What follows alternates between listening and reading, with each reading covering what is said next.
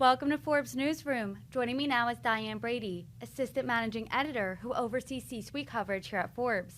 Diane, thank you so much for joining me. Of course, good to be here. Good to have you in this seat. Right? Of course, yeah. So Elon Musk this weekend has once again really waded into some controversy. Can you break it down for us? Yes, and the reason I'm looking at this from a C-suite perspective is, of course, he is the CEO, not only of Twitter, but also of Tesla and various other things. And, of course, what we're talking about now is this tweet that he had where he basically said, double insult, my pronouns are prosecute Fauci, which has caused all manner of blowback, and we've seen him fall to being the second richest man in the world this week with a much wider margin than last week. Well, let's take it from the top. This seemingly came out of nowhere. Why?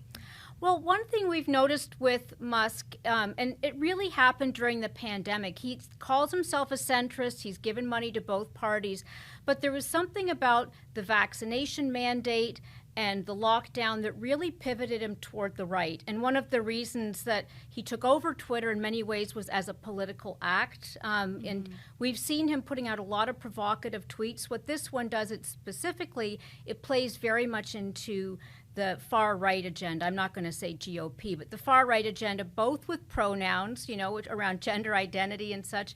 And then also, of course, this push to not only investigate Fauci, but prosecute him and, in essence, hold him up to be a scapegoat for everything that went wrong with the pandemic. And you cover C-suite as well as leadership. So how do CEOs that wade into these culture war issues or politics, how does that generally fare for them? Not well, because, there have been certain cases this year where C-suite leaders have to stand up and take a stance. Let's take the overturning of Roe v. Wade with abortion rights. Employees would pressure you to say, well, what happens if I need to get an abortion? We've had people like the CEO of Citigroup come out and say we will fund, our employees to go to other states in those cases. This is a case where you're stirring the pot and you're being provocative. And of course, that may be helpful in the short term for Twitter, although arguably it's certainly not encouraging advertisers to stay, and that's their source of revenue. But it clearly has not been helpful in his role as CEO of Tesla, because that's the majority of Elon Musk's wealth, and that's where we've seen his wealth deteriorate a lot. He went from $320 billion last year. He's now worth around, as of you and I talking today, about $182 billion. So that's a huge drop. And for a lot of that time, he was still the richest guy in the world. But now we're seeing it drop further without the fundamentals necessarily of Tesla being any worse, which would suggest being out there and stirring things up isn't making people happy. Would walking this back help him at all? I guess the question is, will he walk it back? And he's walked back some things. Like, for example, he did say a couple of weeks ago that Apple essentially was out to get him with regard to, all kinds of assertions that he made around being on the App Store. Turns out, that was not the case, so he did dial that back. But what we've seen consistently here is he really is trying to play to this GOP far-right base in terms of who he's let back on. And then you look at the reaction to who came out immediately in support. It's people like Marjorie Taylor Greene, for example, came out in support. We've seen Senator Rand Paul come out. So it's very much playing to this sort of agenda right now of let's go after Fauci, who is the chief medical officer to the White House, chief immunologist, and of course the person who was telling us all to be careful, to stay home, and to get vaccinated. Let's take it from the other side then. Is this alienating left-leaning Twitter users as well as certain advertisers? It's definitely been alienating the advertisers. We've seen an exodus. It's hard to tell exactly how much right now. I think the minute that Twitter basically went into Elon Musk's hands, and we should remind people that was against his will. He sort of tried to back out and couldn't. There was, an outflow of some people. It's still a vibrant platform for people to exchange ideas. I'm on Twitter. I continue to tweet. But I think that what it has done, especially by insulting, it's unnecessarily cruel.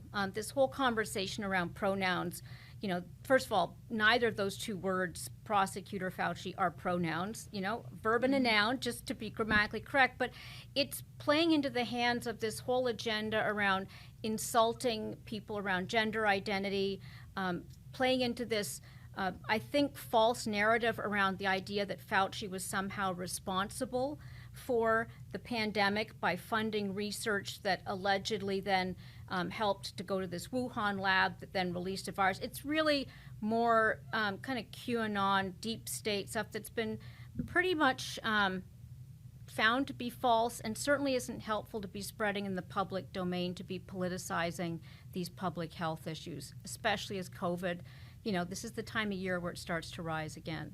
Sure, and you mentioned that some people have supported him, Marjorie Taylor Greene, Rand Paul, people in the GOP, but what has the backlash been?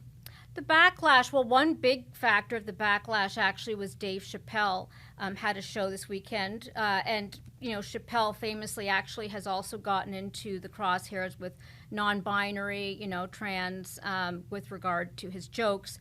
He did call out Elon Musk from the audience, and Musk was roundly booed, like surprisingly loudly, roundly booed. So I think, that's perhaps, that's off Twitter, but it does tell you something about the public sentiment. I think on Twitter, what you're seeing is, to some extent, it's the politicization, it's people hurling bombs at each other. But where we've seen people try to come out and say, look, this is cruel, this is unnecessary, that's drowned out by the fact that when you've got an extreme point of view, that tends to play well on these social media platforms. Let's take a step back for a second. What was Elon Musk's reputation like before he was a CEO at Twitter? Because he was just booed over the weekend. He's really criticized on Twitter because of this tweet. But what was it like just a few months ago? Well, I think one of the reasons Tesla stock has done so well when you talk to analysts is there was an Elon Musk premium. I mean, this is a man who basically has set out to do, told us he wanted to go to Mars and back, and then, of course, he starts SpaceX. That has been a success, not to Mars and back, but still, he's done that. He talked about trying to basically create an electric car. He did that with Tesla, the Boring Company. I mean, he is a man for the ages. He's clearly a man who is a genius in many capacities, and we should note that genius doesn't translate to all areas. Social intelligence is very different, for example, than perhaps, native intelligence in the area that he's in. But I think what's happened is that there was this sense that Elon Musk could do anything. And we've seen this odd deterioration. It's almost like people who have no filter around them, or nobody saying, Elon, not a good idea. You don't get the sense this is a man who seeks a lot of counsel, not unlike the previous president, doing things that sabotage not only his own reputation as a leader, but his company. You've covered CEOs. Aside from the former president as well as Elon Musk, have you ever run into this? I think one thing that anyone who covers this space always runs into, and it would be this myth of genius. We've seen it in many times in history, and it often comes in a time when the wind has been at people's back for so long they start to believe that it's their excellence. We've seen it on Wall Street at certain points before the financial crash. We saw it during the dot-com boom in 2000. This idea that you're so good that you're Teflon and you're immune to the realities of gravity and you're immune to the realities of public sentiment. I can't think of a time in history where that has proven to be the case long term. So I suspect Elon Musk is discovering that he's not beloved by all, and that his actions have consequences that can be quite negative for his company. I do want to talk about those actions. So over the past week, we've seen him ping pong between the first richest person in the world and the second. So do you think more tweets that are controversial will bring him down even further? Well, I think there's a couple of factors at play, and I should say that Tesla, one factor as well, in addition to perhaps having been overvalued last year as we were euphoric around Elon Musk, there is the reality that we're heading into economic tough times, supply chain issues. So there's very real, valid reasons why people are concerned about that company and the sector in general. So that's one thing. But I think that what's really happening right now with him is that Twitter, even if he manages to turn it around, such a small part of his net worth. It's currently about 20 billion. If he's worth 180 billion, that's a very small amount of his net worth. He really needs to focus on what the bulk of his net worth comes from, which is Tesla, which is these other companies, and he's clearly distracted. There's many cases, I suppose, of people who've run two companies, not many that have been successful. He did do it previously, but he's spending so much time on this really political, I think largely destructive actions with regard to his platform, and it's coming at a cost to at least how people perceive his ability to run the other companies that are worth much more. What do you think his long-term plan is for Twitter? I think his long-term plan has been to, one thing he saw it as censorship, and one thing we're also seeing right now is this release of the Twitter files, they're called, which is these confidential memos, in essence, around some of the difficult, controversial decisions that were made during the last election. To me, what those files show is that these were tough decisions. They're decisions that are very debatable. They're being released in a way that politicizes them more. Mm-hmm. It doesn't rise to the level of ProPublica, investigation. But I think what we're seeing with Twitter is he's trying to make it a platform that he says is censorship free. The problem is that, as he discovered in kicking Kanye/Ye off again, is controversy free. It should also be hate free, and you have to protect these platforms from being places that, foment hatred, that basically bring out our worst instincts and actually, oppress and hurt other people. Do you think there's some method to his madness here between the Twitter files and these types of hateful tweets? I think one thing that we've discovered, and he's not the first to discover it, Donald Trump, many others have discovered it, which is that radical views sell, and that we live in a time where there's an echo chamber and people can basically seek out news that reinforces their public opinion. There have been many studies done that show that social media platforms also amplify our opinions. So if we happen to be left, we become more left. If we happen to be right, we become more right. The reality is most Americans are in the middle. And this is a country that's been built on being pro-science, pro-immigration, pro-rational. What we're seeing on Twitter right now, certainly from Elon Musk, are arguments that are bizarrely anti-science for a man who's a scientist, anti-immigrant, and we're seeing a return of, I think, a lot more hatred, in part because we're letting people back on who've spread misinformation in the past. And how do you think that this controversy surrounding Elon Musk impacts his personal brand? I don't know if he thinks much about his personal brand. The people who love him continue to love him. There is no question that he has achieved, many great things with regard to advancing science, building great companies. I mean, I'm excited by the way he's leveraged innovation, and I've been somebody who's been very excited in particular about what he's done on the space front. It's unfortunate to me that he's now mired in the weeds of lobbing insults at vulnerable people, and particularly going after marginalized groups, people who identify as non-binary and trans, for example. That is one of the most painful things you can do in your life, and I think that he shows a complete misunderstanding of what the whole use of pronouns is. So I think he's shown himself to be oblivious about wanting to be educated on issues that he doesn't know much about. And so I don't know if that's not really an answer per se, but I think that it, to me, doesn't really bode well for the future of his personal brand, because I don't think at the moment he cares much. He's falling victim to wanting to basically appeal to this base, and for some reason he sees his base increasingly as being far right. Do you think he's going to continue to go farther into that base?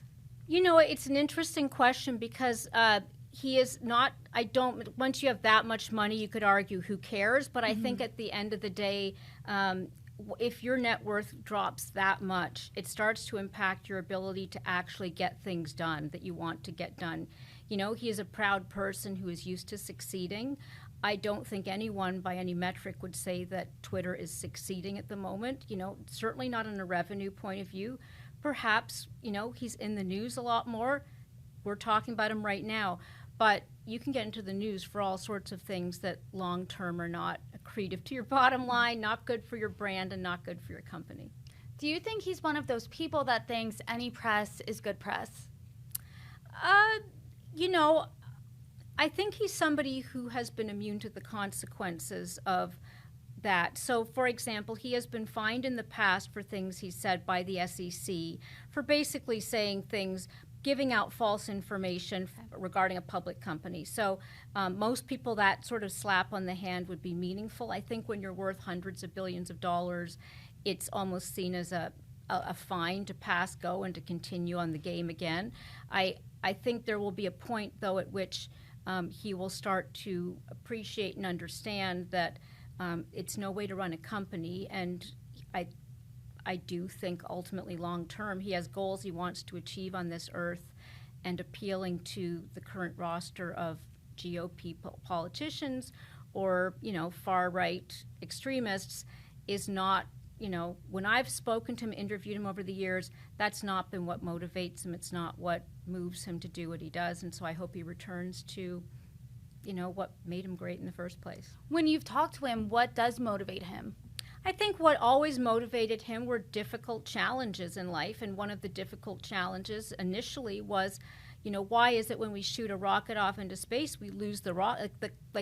How do you create an actual sustainable business model around space travel and going to Mars, you know, and he cares about the environment. I mean, a lot of the issues he cares about are actually issues that at the very least are at the center, but why does he want to develop electric cars, you know, and solar energy, boring company? These are all about addressing issues around climate change, making the world more sustainable, and the excitement of exploring where no man, or hopefully woman, has gone before. So that's exciting. That's something that makes us all, you know, sit up in our chairs a little more and root for him.